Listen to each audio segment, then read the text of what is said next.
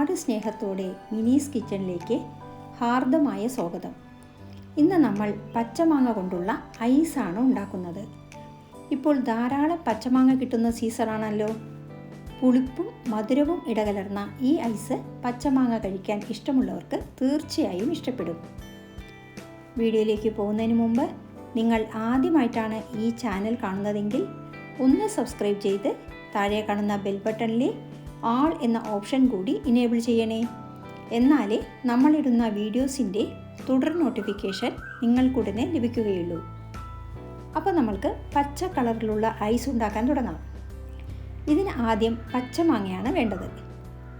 മാങ്ങ കഴുകി നല്ലപോലെ തുടച്ചു വയ്ക്കുക. 3 മാങ്ങ കൊണ്ടാണ് നമ്മളിതുണ്ടാക്കുന്നത്.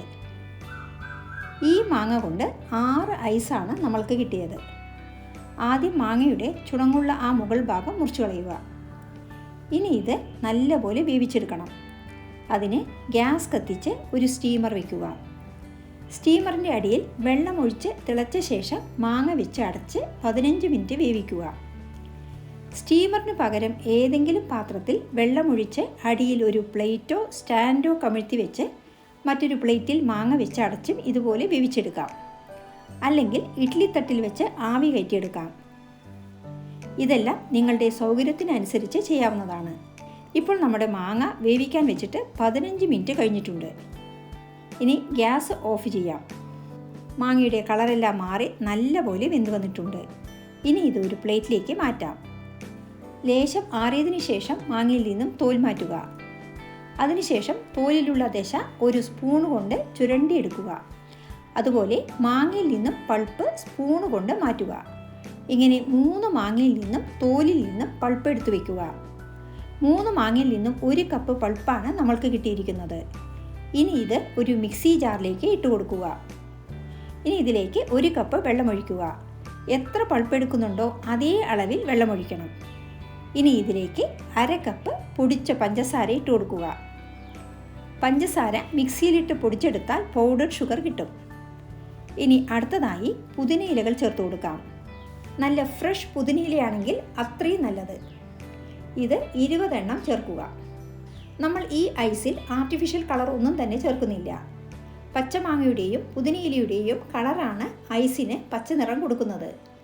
ഇനി നിങ്ങൾക്ക് ഡാർക്ക് പച്ച കളർ വേണമെന്നുണ്ടെങ്കിൽ ആർട്ടിഫിഷ്യൽ പെർമിറ്റഡ് ഫുഡ് കളർ ചേർക്കാവുന്നതാണ്. ഇനി 1/2 സ്പൂൺ ബ്ലാക്ക് സാൾട്ട് കൂടി ചേർത്ത് കൊടുക്കാം. ബ്ലാക്ക് സാൾട്ട് സൂപ്പർ മാർക്കറ്റുകളിലും ഓൺലൈൻ ഷോപ്പിങ്ങിലൂടെയും വാങ്ങിക്കാവുന്നതാണ്. ഇനി ഇതില്ലെങ്കിലും കുഴപ്പമില്ല.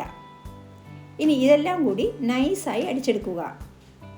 നല്ല കൊഴുത്ത ജ്യൂസാണ് നമ്മൾക്ക് കിട്ടുക. ഇനി ഇത് ഒഴിക്കാനുള്ള സൗകര്യത്തിന് ഒരു കപ്പിലേക്ക് മാറ്റാം. ഇനി ഇത് ഐസ് മോൾഡിലേക്ക് മെല്ലെ ഒഴിച്ചു കൊടുക്കുക.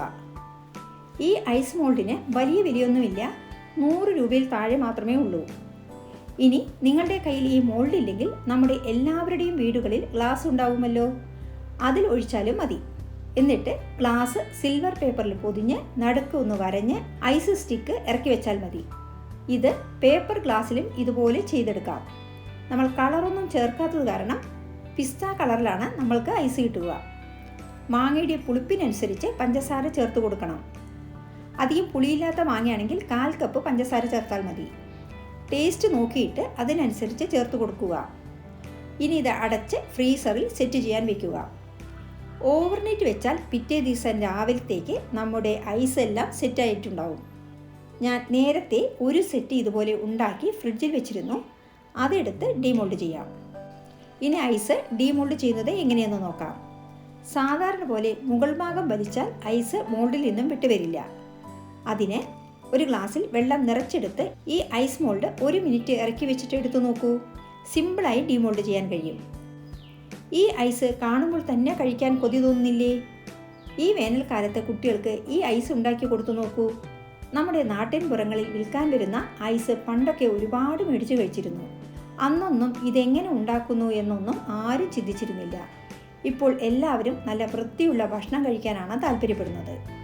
ഇങ്ങനെ വരുന്ന ഐസിൽ യൂസ് ചെയ്യുന്ന വെള്ളവും അതിൽ ചേർക്കുന്ന ഇൻഗ്രീഡിയൻസും മായം കലർന്നായതുകൊണ്ട് നമ്മൾക്ക് ശുദ്ധമായ വെള്ളവും പച്ചമാങ്ങയും കൊണ്ട് യാതൊരു ആർട്ടിഫിഷ്യൽ ഫ്ലേവറും പ്രിസർവേറ്റീവ്സും ചേർക്കാതെ വീട്ടിൽ തന്നെ ഐസ് ഉണ്ടാക്കി കഴിക്കാം. ഇത് കണ്ടിട്ട് തന്നെ നിങ്ങൾക്ക് വായിൽ വെള്ളമൂറുന്നില്ലേ? ഈ കുഞ്ഞു റെസിപ്പി എല്ലാ കുട്ടികൾക്കും സ്നേഹത്തോടെ സമർപ്പിക്കുന്നു. ഈ വീഡിയോ ഇഷ്ടമായാൽ ലൈക്ക് ചെയ്യാനും നിങ്ങളുടെ പ്രിയപ്പെട്ടവർക്ക് ഷെയർ ചെയ്യാനും മറക്കരുതേ. കൂടാതെ നിങ്ങളുടെ വിലയേറിയ അഭിപ്രായങ്ങൾ താഴെ കമൻറ്റ് ബോക്സിൽ രേഖപ്പെടുത്തുമല്ലോ. വീണ്ടും മറ്റൊരു നല്ല വിഭവവുമായി കാണാം. Thank you for watching and supporting.